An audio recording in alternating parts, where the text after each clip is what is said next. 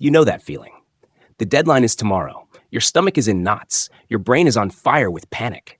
And suddenly, in this storm of stress, you find the energy you've been missing all week. You type faster. You focus harder. You finally start. But then, when it's over, when you hit submit at 11:59 p.m., you collapse in exhaustion, whispering to yourself, "Why do I always do this? Why do I wait until the last minute?" If you've ever lived in this cycle, guilt, panic, relief, repeat, you're not alone. And it's not just bad habits or laziness. There's a deeper psychology at play. In this video, we're going to unravel that psychology. We'll step inside the mind of one of the most influential psychologists of the 20th century, B.F. Skinner, to see why you delay the things that matter most, and, more importantly, how you can finally break free from the cycle.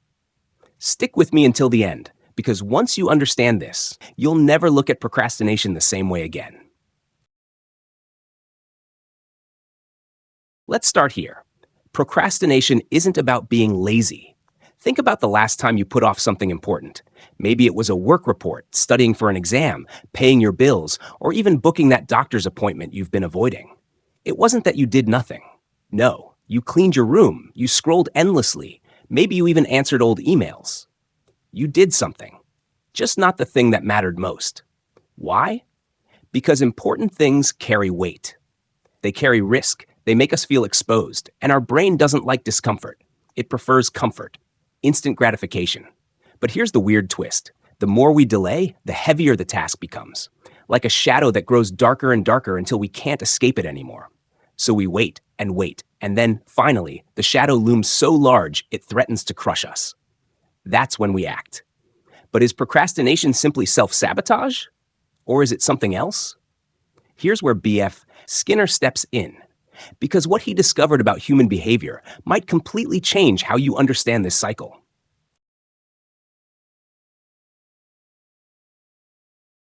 B.F. Skinner once said that human freedom is an illusion.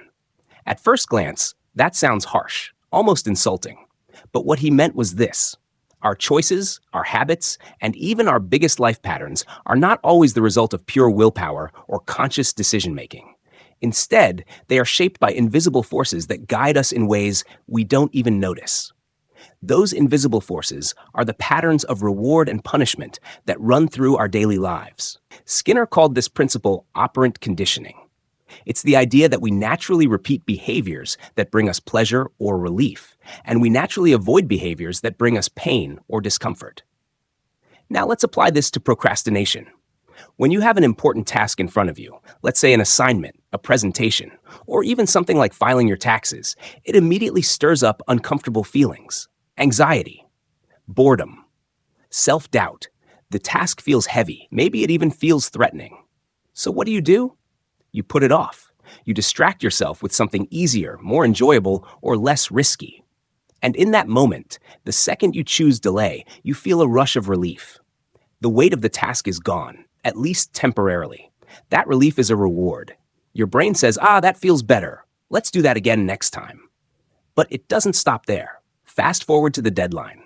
The pressure is unbearable now, so you finally push yourself into action. You work like mad, maybe even pulling an all-nighter. And when you finally submit or finish, what happens? Another wave of reward crashes over you. Relief, triumph, maybe even pride that you pulled it off. So here's the paradox. Even though procrastination feels like a curse, your brain is secretly being trained to keep doing it. Every delay, every rush, every last-minute victory is reinforcing the cycle. That's the genius and the danger of Skinner's insight. You're not lazy, you're conditioned. And the reinforcement is so sneaky, so invisible, that you don't even realize it's happening. To you, it just feels like you're bad at time management. But to Skinner, it's crystal clear. You've been rewarded into procrastination. But here's the hopeful twist. If procrastination is learned, it can also be unlearned. And to understand how, we need to go deeper into why the last-minute rush feels so addictive, and why your brain keeps craving it. You know the feeling. The clock is ticking. Your deadline is staring you in the face. And suddenly, as if a switch has been flipped, you come alive. The adrenaline hits. The pressure builds. And your brain, The same brain that felt foggy and distracted just hours ago suddenly snaps into razor-sharp focus. You type faster. You think quicker. You finally do the thing you've been avoiding.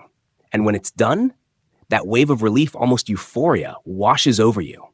You breathe out, shoulders drop, and for a fleeting moment, it feels like victory. This is no accident. Your body is built for it. Under intense pressure, your system floods with stress hormones like adrenaline and cortisol. These chemicals sharpen your attention, silence distractions, and give you energy you didn't think you had. At the same time, your brain dangles a shiny prize in front of you. Dopamine, the neurotransmitter that screams, "Yes, that felt good, do it again." And so, finishing at the last minute isn't just survival, it's rewarding. Now, here's where B.F. Skinner's theory comes in. In his world, this is a textbook case of positive reinforcement. Remember, Skinner believed we repeat behaviors that bring rewards. Every time you procrastinate and then finish under pressure, your brain makes a dangerous association. Last-minute panic equals productivity. So while you feel like procrastination is ruining your life, your brain is secretly treating it as a win. This is why the cycle is so hard to break. On the surface, procrastination feels awful. Stress, shame, exhaustion. But underneath, in the wiring of your mind, it's being reinforced, trained, conditioned. And here's where it gets dangerous. The more your brain connects pressure with performance, the more it starts resisting work without pressure. It begins to crave the rush. That's why you might find yourself saying, "I work best under pressure." But let's be clear, that's not a universal truth. That's not some special talent. That's a learned belief, a story your brain has been conditioned to tell you because it's been rewarded for it again and again. Skinner would see this for what it is, a pattern of reinforcement. Nothing mystical, nothing permanent, just a habit loop. And the hopeful part? If habits are conditioned, they can be reconditioned. You don't have to stay stuck in the rush relief regret cycle. You can train your brain to feel that same sense of reward before the panic sets in. And in the next section, I'll show you exactly how to do that. Before we go on, if this is resonating with you, take a second to hit that like button. It helps more people see videos like this. And if you want to keep exploring the hidden psychology behind your everyday struggles, subscribe and turn on the bell. Because the next part of this video is where everything changes.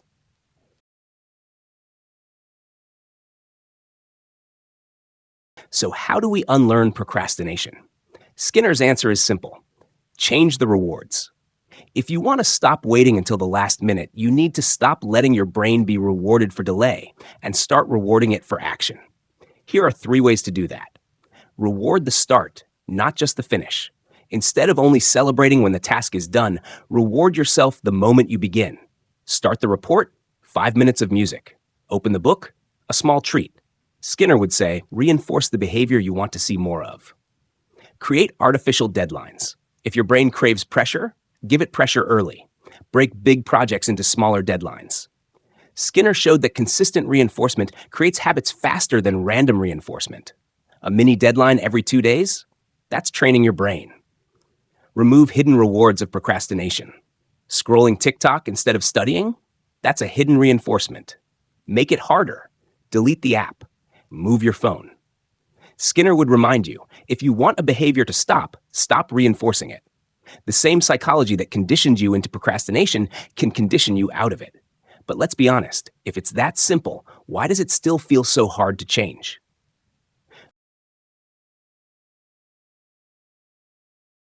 Up until now, we've been talking about conditioning, about reinforcement, about how procrastination becomes a cycle that trains your brain without you even realizing it. But here's the part that often gets overlooked. Procrastination isn't just about conditioning. It's also about something far more fragile, far more human. It's about fear. Think about it. Why do we delay the tasks that matter most? Not the little ones, not taking out the trash or folding laundry, but the big, important ones. The work project that could shape your career. The exam that determines your future. The creative project you've been dreaming of but haven't started. We delay those things because they carry risk. Risk of being judged. Risk of failing. Risk of discovering that maybe we're not as capable as we want to believe. And so procrastination becomes a kind of armor. By waiting until the last minute, you give yourself an excuse. If you don't do well, you can tell yourself, well, of course I didn't do great. I didn't even try until last night. That excuse hurts less than the possibility of saying, I gave it everything, and it still wasn't good enough. In other words, procrastination protects us. It shields us from the sting of vulnerability. And this is where Skinner's explanation meets something deeper. His theories give us the mechanics, the reinforcement loops, the reward systems, the behavioral conditioning. But underneath those mechanics lies emotion. Raw, messy, deeply human emotion. Because behavior doesn't exist in a vacuum. It's shaped not only by external rewards and punishments, but also by the inner storms of fear, doubt, and insecurity. And here's the uncomfortable truth. Your brain may believe it's doing you a favor. By delaying, it keeps you safe. Safe from risk. Safe from failure. Safe from rejection. But protection is not the same as freedom. Yes, procrastination protects you from the immediate sting of discomfort. But in the long run, it steals something bigger. It steals your time, your peace of mind, your potential. And here's the beautiful part. If you've made it this far in the video, it means you're ready. Ready to stop living in the safety of delay and start stepping into the freedom of action. Because the truth is, freedom doesn't come from avoiding failure. It comes from facing it and realizing you can survive it. And when you do, procrastination loses its power. So let's bring it home. You're not broken. You're not lazy. You're conditioned. And what's learned can be unlearned. Yes, it takes effort. Yes, it feels uncomfortable at first. But every time you start a little earlier, every time you reward action instead of delay, you're writing a new story for your brain. Imagine that life. Not one of guilt and panic, but one where you walk into tomorrow already prepared, where important things get done, not in fear, but in peace. And that life, it's possible. One small choice at a time. If this video gave you a new way to see yourself, hit subscribe and turn on the bell, because this is just the beginning of exploring your psychology. Remember, you don't have to wait until the last minute to start living differently. You can start right now.